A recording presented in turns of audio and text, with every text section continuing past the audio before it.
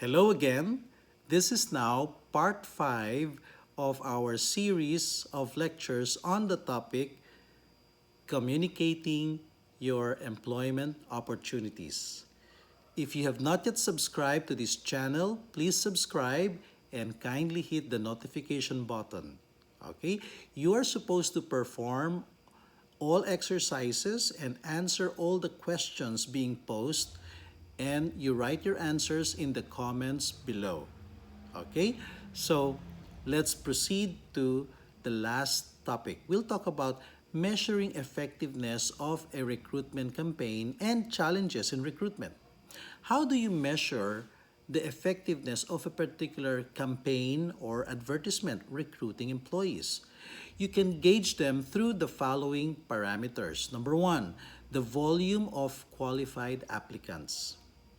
Number 2, time response rate. Number 3, recruitment cost ratio. And finally, time efficiency ratio. Let's look at each one of these 4. Let's talk about volume of qualified applicants. Of course, pag marami nag-apply, successful yung campaign. Siyempre, effective, di ba? Maraming nag-respond. Pero kung kakaunti lang yung nag-respond, hindi rin naman maganda yon. Okay? Pero paramihan ba talaga? No, hindi po paramihan. It's not the absolute number. You have to qualify. The number of applicants is not sufficient measure of success of a recruitment campaign. For example, if there were 20 vacancies advertised and only 25 applied, 20 yung i-hire mo, tapos yung nag-apply 25, hindi masyado effective yung campaign. Okay? Kasi konti lang yung qualified or konti lang yung nag-apply. Likewise, if 150 applied but only 16 are qualified, 20 yung i-recruit mo, 20 yung bakante mo, that's also not effective kasi konti lang yung qualified. Kahit na sabihin natin malaking number yung nag-apply, 150. And finally, if 150 applied and 64 were qualified, then the recruitment campaign is more or less effective and successful. Kasi marami kang pagpipilian. You have a vast number of choices among the applicants. You have many options. Ika nga. Okay? So again, it's not about the absolute number of applicants who lodged their applications, but it's the number of qualified applicants in relation to the number of vacancies. Okay? Now, let's talk about time response rate. This simply refers to the speed in which a particular recruitment campaign was able to yield a good number of applications. The shorter the recruitment campaign, the better and the cheaper it is. For example, yung recruitment advertisement na yan, 3 linggo na naka-advertise. No? Medyo magastos yun. Pero kung naka-advertise lang 1 o 2 araw, tapos marami nag-apply, yun, that's successful.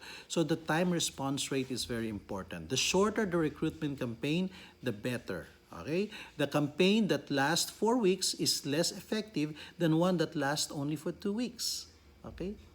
Now, shorter recruitment campaigns tend to generate savings for the company. That's the reason. Okay? And then, number 3, the recruitment cost ratio. Of course, when you are recruiting employees, there is cost. The cost to advertise, the cost of executive time for those who will be conducting the interview. Okay, you're using executive time. Okay, and other logistical costs like paper, venue, electricity, etc. The cost to advertise is spread over the number of job vacancies. Kaya mas maganda kung mag-advertise tayo, tanungin na natin yung mga iba't ibang departments, ano ba mga bakante nyo para i-advertise natin, para sabay-sabay na. Minsanan ka na lang mag-a-advertise, and that's good. Okay? It is most cost-effective to advertise in bulk. No? So, huwag ka lang mag-advertise ng isang position. Maybe several. Alamin mo ano ba yung pangangailangan ng company in the next 3 months. You better advertise them now. Okay? If a company is advertising only for one position, at a cost of 20,000 pesos, that's the cost of advertising, let's say in a newspaper, then it is an expensive campaign because 20,000 divided by 1 equals 20,000 per person. That's expensive. But if there are 20 positions advertised, then it is more cost effective. Why? 20,000 pesos, that's the cost to advertise, divided by 20 positions. So you're looking at a cost of only 1,000 pesos per position. And that is more or less manageable and acceptable. Okay? Hence, it is good to forecast job openings for each quarter to make recruitment campaigns more effective. Okay? Now, particularly when pressed for time, tignan naman natin yung time efficiency ratio. It is important to stick to the timetable of the recruitment process because delays may cause a variety of problems. For example, advertisement may take 10 days. Appointments with the interviewees can be made in 3 days. The actual interviews are done in 4 days. So that's a total of 17 days to process a particular hiring campaign. Okay? If the said timetable is not adhered to, meaning hindi siya nasunod, it is not an effective campaign because that means there were delays. It's good if it's finished earlier. That means you're able to save at least on time. Completing the steps in 15 out of 17 days is better than 20 out of 17 days. Okay? So we are going to conserve a lot of resources by doing that. So that is the time efficiency ratio. Okay. Lastly, let's talk about the challenges in recruitment. Marami. Hindi po madali mag-recruit ng empleyado kasi kung minsan there is a shortage of that particular skill or talent. So maghahagilap tayo talaga. So one challenge is the lackluster response by the public. Hindi pinansin yung advertisement mo. Walang dating. Or baka wala naman talagang qualified. Okay? Another challenge is having very tight deadlines for extremely short lead time. Okay? So, bibigyan ka lang ng 1 week to recruit people. Medyo mahirap yan. Okay? Kasi para kang nasasakal, parang you're always trying to beat the deadline. And very stressful to have that kind of timetable. Number 3, nepotism and favoritism by recruiters and interviewers. So, ibig sabihin, during the recruitment stage, ang pinag-a-apply lang nila mga kamag-anak, mga kaibigan, mga kakilala. Pag hindi ka kilala, hindi in-entertain ang biodata na sinasubmit. And that's not good. Okay? Another challenge is the ineffective medium used in recruitment advertisements.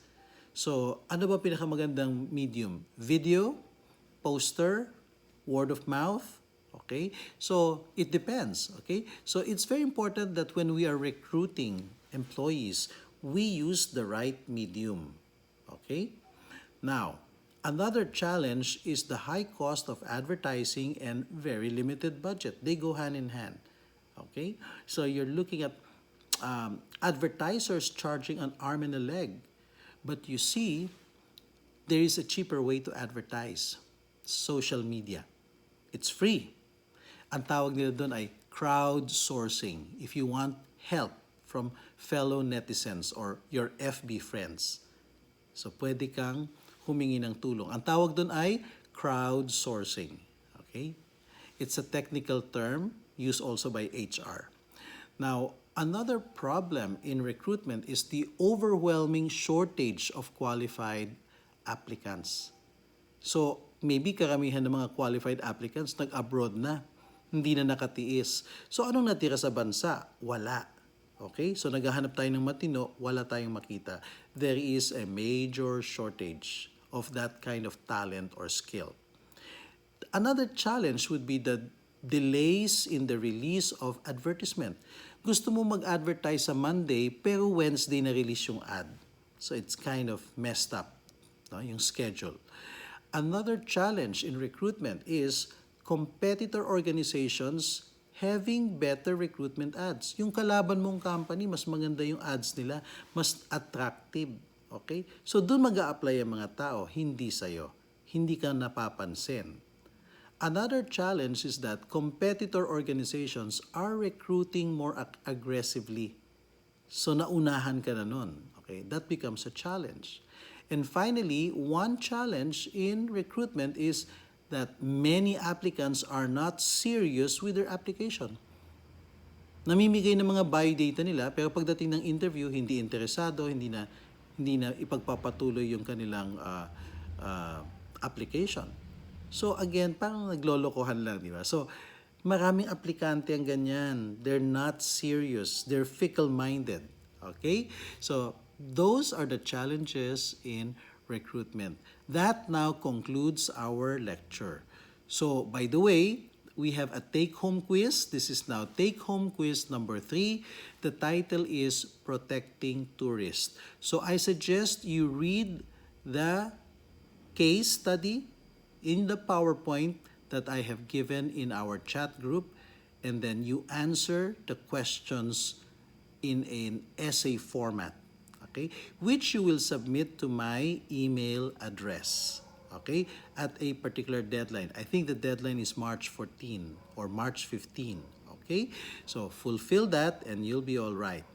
Now, remember, I asked you to come up with 2 electronic folders for your gadgets. One that states your name and then RS ePortfolio. So the ePortfolio is going to be the requirement instead of a final exam. Okay?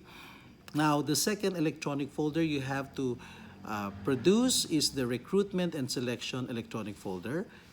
At dyan ninyo ilalagay lahat ng mga PowerPoint, lectures ko, even the video. So, isang folder na lang ang lalagyan mo. Everything is there. It's a one-stop shop. Okay?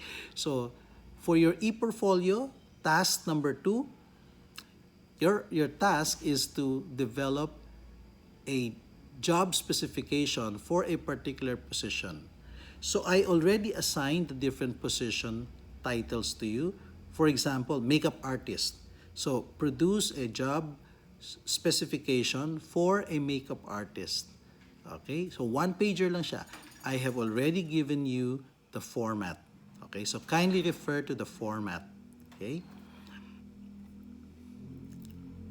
Now, you will also be given task number 3, okay? So I'm giving this assignment in advance. So I would like you to design an exciting and catchy recruitment advertisement, okay? So then you submit to me later on the output that you're able to produce, so I can put a grade on your output, okay? Submit the output in JPEG format, and the deadline for submission is March 14. Okay, guys, in closing, I'd like to share with you a passage which I created for this particular lecture. Professional ethics is like a lighthouse that illuminates and guides HR practitioners to the right path. Integrity and governance are the heart and soul of every company. Let us sustain and keep it beating for the right reasons. Keep in mind that as HR practitioners or future HR practitioners, professional ethics is required of us. So in the recruitment process, many unethical practices could possibly happen. So let us not commit those not so nice behaviors done by other people. Let us remain to be ethical and professional in our decorum. Okay? So that ends now the 5-part series or 5 videos for this week for the topic communicating your employment opportunities. So next week, I'll be uploading the next batch of videos for week number 4. Bye, everyone.